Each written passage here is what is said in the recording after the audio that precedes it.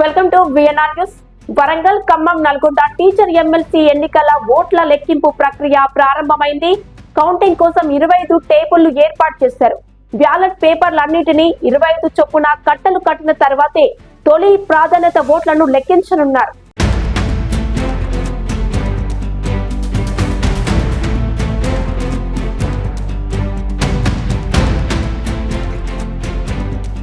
ఒక్కో టేబుల్ కు 40 కట్టల చొప్పున మొత్తం 1000 ఓట్లను ఒక రౌండ్ లో కౌంటింగ్ చేస్తారు.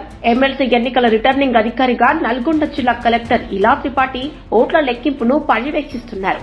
అదేవిధంగా నల్గొండ జిల్లా ఎస్పీ శరత్ చంద్ర పవార్ కౌంటింగ్ కేంద్రం వద్ద సెక్యూరిటీని ఎప్పటికప్పుడు పరిశీలిస్తున్నారు. ఓట్ల లెక్కింపు ప్రాంతంలో 144 సెక్షన్ అమలు చేశారు. ఓట్ల లెక్కింపులో భాగంగా అభ్యర్థులు, ఏజెంట్లు, అధికారులు ఉదయం 7 గంటలకు స్ట్రాంగ్ రూమ్ దగ్గరికి చేరుకున్నారు.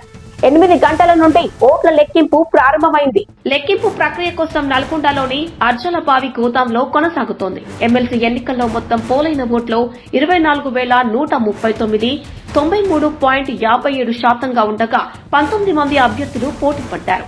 చెల్లని ఓట్లను తీసేసి చెల్లిన ఓట్ల నుంచి 50% ప్లస్ 1 కలిపి గెలుపు కోటాను ఖరారు చేస్తారు.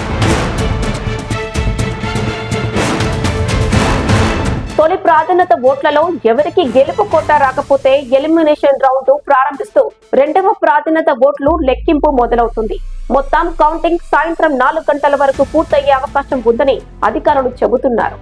వరంగల్, ఖమ్మం, నల్గొండ టీచర్ ఎమ్మెల్సీ ఎన్నికలకు టీచర్స్ జాక్ నుంచి పూల రవీందర్, యూటీఎఫ్ బలపరిచిన sitting MLC Alugubelli Narsireddy, PRTUTS నుంచి పింగళి శ్రీపాల్ రెడ్డి, బీజేపీ నుంచి పులి సర్వోత్తం రెడ్డి, పీసీసీ అధికార ప్రతినిధి గాల్రెడ్డి హర్షవర్ధన్ రెడ్డి కూడా మాజీ చైర్మన్ సుందర్ రాజ్ యాదవ్ పోటీ పడుతున్నారు.